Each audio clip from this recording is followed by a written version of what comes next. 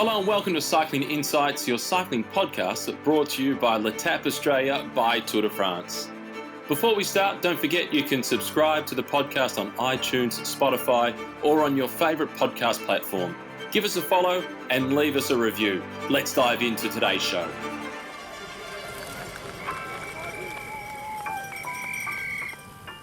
Hello and welcome to Cycling Insights presented by L'Etape Australia by Tour de France. Matthew Keenan with you, about to catch up with Stephanie Morton, who has recently, surprisingly, announced her retirement on the brink of going to her second Olympic Games. Obviously, they were scheduled for 2020, but COVID threw a big spanner in the works, pushed back to 2021, and now she's made the statement, she's made the call, she's hanging the wheel up.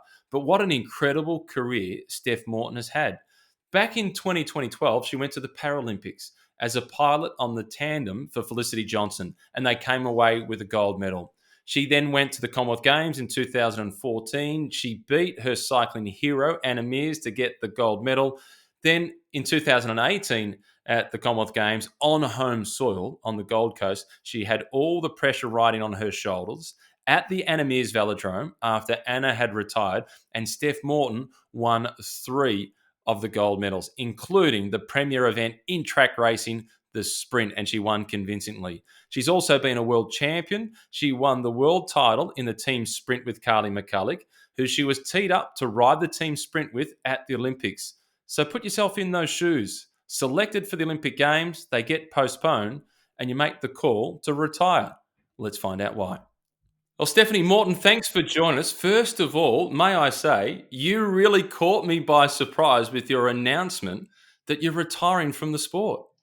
Yeah, I think, to the outside world, it was, only 8 months to go to the Games and, it would have come as a bit of a shock. But for me, it was, 16 months to go to the Games when we found out that it was getting delayed or postponed. So, 8 months of sitting on the decision, thinking through all the processes. So for me, it was a long 8 months. It wasn't, quick on my end, that's for sure. So in terms of that process of coming to the decision, obviously there was that big build-up through it. We spoke in January at the Tour Down Under and so on. We had Christina Vogel there, Anna Meares, and you were the one on the podium as this is the one that could go to the Games and win the gold medal. It mustn't have been an easy decision. No, that's it. The team had been selected. I'd made the team. I was looking forward to competing in my second Olympics. Form was good.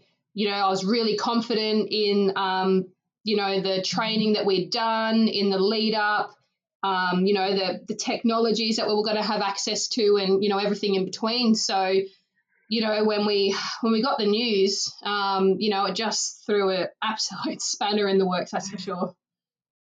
So your last big international event, you had the World Championships, but the Commonwealth Games in 2018, with the pressure of racing on a home soil at the Anna Meares Velodrome, you didn't win 1 nor 2, but you won 3 Commonwealth Games gold medals, and you'd taken that position really as the golden child of the Australian sprint program.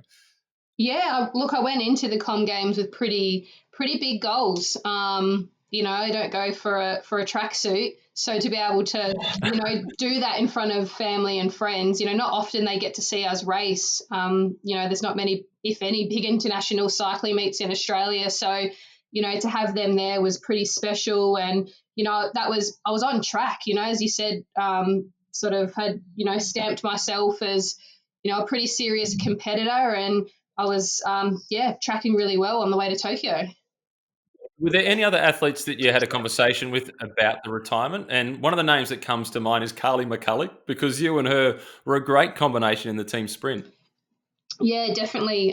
Carly was a huge support to mine. I was, honest with her from the get-go, because obviously my decision was going to impact her career. And the thing that I'm, so happy about that is that she didn't just give me advice as a teammate or someone, thinking about their own career and their own medal chances. She, took the teammate hat off, put the friend hat on, and was really able to give me good advice that was best for me, Steph, the person, not for Steph, the athlete. And, we had really good conversations and, I think it's, hats off to her, just what a great sense of character she's got to be able to give me that advice, knowing that it was going to affect her. I actually think that Carly McCulloch is one of the most underrated resources and human beings within Australian cycling. And you would know her story pretty well in terms of some of the hurdles that she's had with injuries, missing selection. I remember seeing her get disqualified from one of the races at the Commonwealth Games in Delhi in 2010, and the way she handled herself and bounced back. That sense of maturity and being able to have that conversation with you speaks volumes of her as a person.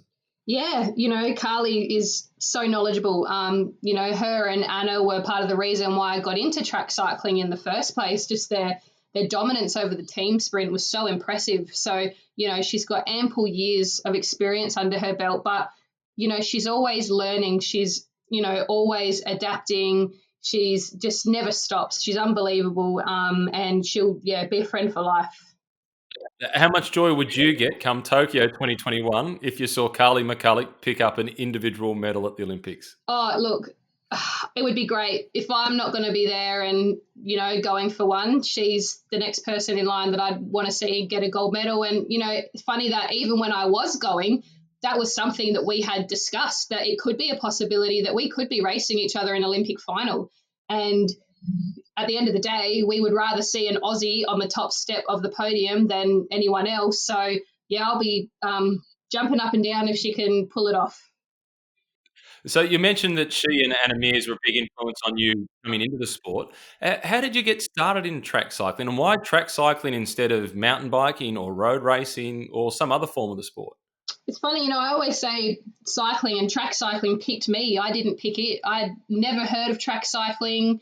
The first time I walked into a velodrome, I completely missed the track and just was thinking you must ride around the middle. It just didn't even hit me that, oh my gosh, you actually ride on that thing. I had a family member who suggested I jump on a stationary, like kind of watt bike he had at home. Don't know what I did to this day, but it was enough for him to go, hey, you should give the state champs a crack. I was playing badminton at the time. I was pretty happy doing that, but I thought, you know what, I love sport. I'll give it a go. Managed to get a medal at the state champs. Got picked for the national to go to nationals. Got a medal there, and I was like, maybe I do like this cycling thing and winning medals. And that was it. I was hooked and left the badminton racket behind and picked up a track bike. Winning is fun. Oh, of course. Well, we've heard of plenty of athletes transitioning from, say, rowing across to cycling, and in other parts of the world, ice skating across to cycling, because there's some, natural links between the two. But you are the first athlete that I know of who has transitioned from badminton to being a world-class cyclist. Oh, all the attributes are quite similar. Like, for badminton, you need to be explosive. They're jumping high, moving fast around the court. So I think that's why the transition was quite easy, because I was, doing something that I'd already been trained in. So when you eventually you went to those national championships, you're obviously pretty new to the sport, and you would have seen some of the stars of the sport at the time. I imagine the likes of Anna Meares would have been racing. Maybe Ryan Bailey was still racing, or Shane Perkins, somebody along those lines. Were you in awe of them as athletes and as people? Yeah, I think once I figured out who they were, as I said, I had no idea about track cycling. I probably walked past them a couple times and had no idea who they were. But, once you do find out and get a bit involved, it's, training here in Adelaide, you have the privilege of sort of walking past the Australian team in the hall. So, yeah, getting to see Perko and, Ryan Bailey and Anna. And, it was unbelievable. And it's just pretty incredible that, you can train so close and, have those guys, available to chat if you want. One of the great stories that Anna tells about you is the time that you were 15 or 16 years of age and only just come into the sport, and she signed a cap that, said to Steph, maybe you'll beat me one day. Then you went to the national championships and you beat her. Yeah, we have a laugh about that. But I think the more embarrassing thing is I think I was a little bit older. I think I was about 17 at the time, just being a complete fangirl over Anna. And yeah, she signed the hat, maybe one day you'll beat me. And we had a giggle about it. And I think she said, that's the last time I write that on someone's hat. And yeah, did a little note to myself, don't write one day you'll beat me on some little kid's hat, because maybe one day they will. So, but yeah, it was good that we could have a laugh about it, and still got it here somewhere. I love that story. I think that's absolutely fantastic. Then, so from the national championships, at the Commonwealth Games in 2014, you won the gold medal in the sprint there, and that was only 2 years after Anna had won the gold medal at the Olympics in London in that same event, which is the premier event in track cycling. That, I would imagine, has got to be pretty close to the biggest moment in your career. Oh, definitely. I think it was the first time I felt like I was breaking through as a single bike rider. I'd proved myself on the tandem, but that was beating the Olympic champion. I think kind of turned a few heads, and the fact that it was in Glasgow, that's where my mum's from. So I had my mum there and all my Scottish family cheering me on. So there was just a couple reasons that it was so great, and it was the first time I'd really been to a major event like that on the single bike, and I think I didn't have any pressure. I was the underdog, racing the Olympic champ, and yeah, to pull it off, I surprised myself. I think there's a photo of me crossing the line just with my hand over my mouth because I'm just like, did that just happen? And thankfully, you've got the photo, and it did just happen. I hope your dad managed to get one of the photos because your dad's a great photographer. Yeah, he usually follows me around the world. Takes his camera, and he's managed to get down in the pits, down with all the action, and catch some great snaps. But it's funny, at the Olympics or the Com Games, I'm like, Dad, go sit in the stands and enjoy it. But he loves his photography, and I think he loves just capturing those moments that I'll cherish forever. Yeah, you will. You'll be able to look back at them in time to come. So you mentioned before about those Commonwealth Games being the first one on a single bike when you're in that sort of environment. The Paralympics in 2012, you were the pilot for Felicity Johnson and you won a gold medal in the Paralympics. That must have been an extraordinary experience to share with someone. Yeah, for sure. Flick had been to the 2008 Beijing Games and had got a silver medal. So she was pretty hungry for a gold. And I think we were quite successful early on. I think we ended up finishing with 100% win rate. We just gelled really quickly. She was an amazing stoker. I think she knew what I was going to do before I even did it. So to be able to just help her achieve her goal was incredible. What's that bond like when you're racing on a tandem and you're on the front and you've got a blind athlete on the back and you're both on the exact same mission? Yeah, as I said, I got super lucky. Flick had a lot of experience, so she made piloting an absolute dream. I didn't have to yell out calls to get up or sit down because she could just feel it and she would know what I was doing. So we just gelled really quickly, and it helped that we just got along as well. So I was able to pick her up and take her to training, and we'd usually be, laughing and gas bagging in the car on the way home. So yeah, I look back with fond memories because A, we were successful and we trained hard, and B, we got along. And Flick, even through this time, has been a great supporter of me and someone who I went to for advice. So that's the coolest thing for me, is that you get a lifelong friendship out of it.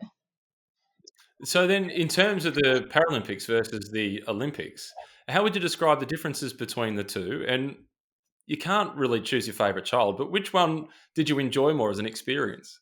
Oh, I mean, the Paralympics was my first exposure really to a multi sport event of that level. So, I think I was a 21-year-old girl at the time, just, jaw dropping because London put on such an amazing show. It was such an incredible experience.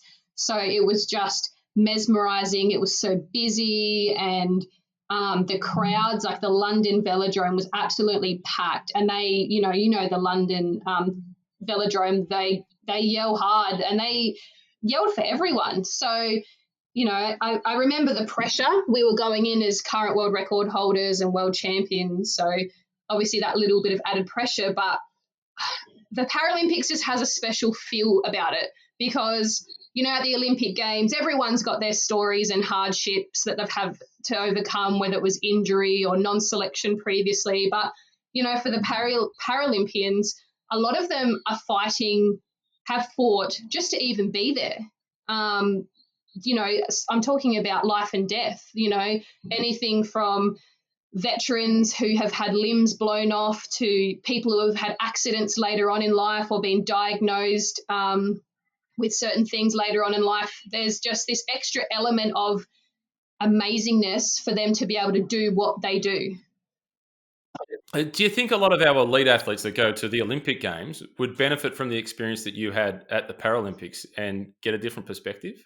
Yeah, definitely. We all have our hard days or our rough days, but then you realize just some things that they have to deal with daily that we just don't have to. Whether it's getting to training, like I can just get in my car and drive to training, whereas Flick, she's having to rely on lifts, rely on taxis, rely on public transport. So just getting to training is harder. And some people, they're living with physical disabilities. So whether they're down a limb or have motor control issues and can't tie a shoe, it's just always little things that you don't even think about that they're managing every day on top of training, on top of life, on top of trying to socialize. They're incredible. So no doubt you're looking forward to the Paralympics for 2021 as much as you are the Olympics then, in supporting the Australian team, which is really strong. Yeah, we've got a really strong cohort at the minute for the Australian paracycling team. So I wouldn't be surprised if they come home with a lot of bling. So now, in terms of you, now that you have made that announcement, you've retired from cycling, how much of a role will bikes play in your life, do you think? I think I retired in a good way. I didn't retire out of injury or non-selection and, other bitterness that you can have with retiring. I still love the sport. It was just a circumstantial thing. So for me, I'm happy to get back on my bike. For my 30th birthday, my partner actually got me a retro town bike. So I'll be looking forward to getting on that and doing some coffee runs. And still following the sport. I'd love to still be involved, help out the Australian cycling team where I can. So yeah, no bad blood here. Oh, that's a good sign. Your partner, Pete Lewis, was an elite cyclist himself, a international level track sprinter also. No doubt he's played a pretty big role in keeping you in love with the sport by the sounds of it, but also this big decision to move to the next phase of your life. Oh, definitely. I mean, he was an absolute rock through all of this and really great that he's been through it himself. So he was giving advice from a place where he knows exactly how I'm feeling. He knows exactly the risks and the rewards. And, some people they're like, oh, it's just a bike race, but, it's not for us. So he was really able to be there and, give me some real advice. And in terms of what you are doing next, you're not able to disclose the job that you're moving into, but you've started the training process. Have you found that transition from training as an athlete to training for a job? Yeah, it's a bit more tiring than I thought having a real job. Having to switch on from 8 till 5, even though a lot of it's sitting down, just being mentally switched on for that long is a new sort of thing I'm getting used to. But obviously, being an athlete is hard, but definitely I underestimated what sitting down in a chair all day can do. What are some of the things that are the same that you can take from your time as an athlete into the real world, or not the real world, but because they're both in the real world, but into a more normal existence with a Monday to Friday style job? I think being an athlete gives you a lot of transferable skills into the workforce, no matter what you're doing. Just your sense of pride in everything you do and your ability to, want to do the best. I think, already working in such a diverse team, being able to, communicate with lots of different people and have those difficult conversations. Like we were in a like being an elite athlete, you're in a position where you have to have difficult conversations. You have to be able to take constructive criticism. So, there's just so many things. A list as long as my arm, I think, can help you out in the real world and do whatever you're doing the best you can do it. So do you think that could actually also be a little bit of a challenge for you when you do get into your working career? In that for the last 5 to 10 years, however long it's been, you've been in a position where you're working with Anna Mears and Carly McCulloch, and you're pushing each other, and you're pushing each other to be the absolute best in the world. That if there's somebody in your team that's just happy going through the motions and getting the paycheck each month or each fortnight, that your challenge of them for your expectations on yourself and what you're accustomed to could create a little bit of tension in some of your working relationships. Yeah, I think being an athlete, well, for as long as I have, you become an athlete, I think, because you're competitive. So I've been competitive, I think, since I could walk. So my whole life I've had to deal with people that, don't jump into situations the same as us athletes do. I think a lot of us are perfectionists and want to be the best. We don't go for tracksuits, we go for gold. And I think, yeah, a part of that is actually recognizing that not everything is a competition, knowing when, it's okay just to get done what you need to get done. You don't have to do it in world record standard, but it is a good skill to have there, to be able to check yourself and, pull others up when you need to. That's a great thing about elite sport, that team environment, knowing when someone's not pulling their weight and come on, let's get this done, and being the motivator. So nothing too new, but yeah, sometimes you do have to know that it's not a competition, it's just a game of Monopoly. Settle down. With this experience that you've got now and integrating into the workforce, what advice would you give to the 21-year-old Steph Morton, or the next young rider that's coming from the junior ranks into the seniors and has got Olympic gold medals sparkling in their eyes? I guess my biggest bit of take-home advice would be to think about your future.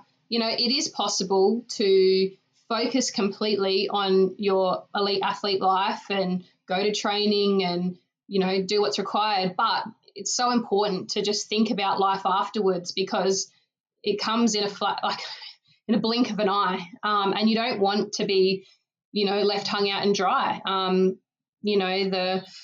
The world's a big, bad, scary place, and, you're going to be competing with people that have, work experience, uni degrees. And, when I was training, I just did one subject at a time at uni, just enough to chip away, give me something else to focus on. So when I did make the call, I only have 8 subjects left of a uni degree, and, transitioning is hard enough, change in identity, change in routine. And, imagine doing that and then now going, how am I going to pay my bills next week? So I think having something in the background, just one subject at a time. You might not even be finished a uni degree, or uni might not be for you, but, just thinking about it so that when you do decide to make the call, you're hitting the ground running. Do you think studying one subject at a time actually helped you as an athlete as well? Because you had more to your self-esteem and your identity than just being a bike rider? Yeah, definitely. And it's a good way just to, switch off and do something different. I think being an elite athlete, it's not just a 9 till 5. You take it home with you, because you have to eat like an athlete, sleep like an athlete. You can't go out, doing Zumba classes with your friends, because you've got to be, recovered for training the next day. So I think just having that little something on the side, keeps the brain ticking over. You'd be silly not to. You don't have to recover for training anymore. So are Zumba classes on the agenda? Definitely. No, it's funny. I am actually having to, find new fun things to do to keep fit, because it's not my job keeping fit anymore. It's something you have to actually make time for. And I can see what people mean now when they talk about motivation. When you've worked a full day, you're absolutely brain zonked. Having to get yourself up and do something can be a struggle. You might have to get back on the badminton court. Yeah, I'd absolutely love to. It's definitely in the plan. But for now, I'm doing things I haven't done in a long time, like running. I don't think I've ran in about 15 years. So learning how to do that again, and, just some fun PT classes with some girlfriends. So, just keeping it light and fun at the minute, and sort of letting the transition happen, adjust to new life. And but yeah, definitely we'll get back on the badminton court, that's for sure. How much of a shock to the system was it going for a run? Because you've got the aerobic fitness, but you're using your legs in a totally different way. And it's really punishing. If you haven't done a run for a long time, you've just ridden your bike, to then do something weight supported, the next morning it can hurt. Oh, look, Matt, it wasn't pretty, I'll tell you that much. But I went out with Pete, and, I had a bit of motivation along the way. But, yeah, it's a totally different exercise, especially being a track sprinter. just used to short bursts, actually going out there for a bit longer. And you can't freewheel when you're running, you've got to keep running. It was definitely a shock to the system, but the good thing is find improvement quite quickly. So, it just gets a bit easier every time. But, I'm still carrying a lot of muscle mass from sprinting. So doing an extra bit of weight training as I run, carrying my sandbag legs around, as I keep calling them. Well, maybe a way for you to get those off is get out on the road bike and go and ride out in the Adelaide Hills, or come over to Kiama to do Letap Australia and see if you can test yourself up in the mountains. Look, anything's possible. I won't rule it out. Do you see a time where you do participate in, a mass participation ride and go and do 200 kilometres on the road? Oh, look, no. I've always been a sprinter. Even when I was little, I would love doing little aths, but the minute it was cross-country season, I'd have to get dragged to the race. So I don't think you ever see me doing 200 Ks unless it's for charity, but I'd love to get back out and just do some club racing out at the local velodrome, like the outdoor velodromes, just for that social aspect. I remember, growing up, doing the club racing on Friday nights, and they got the barbie going, and it's just a great atmosphere. So I'd love to go back out and just be there for the social side of it and have a bit of fun. And is that one of the things that we're missing in terms of promoting track cycling to get more people involved? Because from my perspective, a lot of the promotion of track cycling is actually about the elite side of it.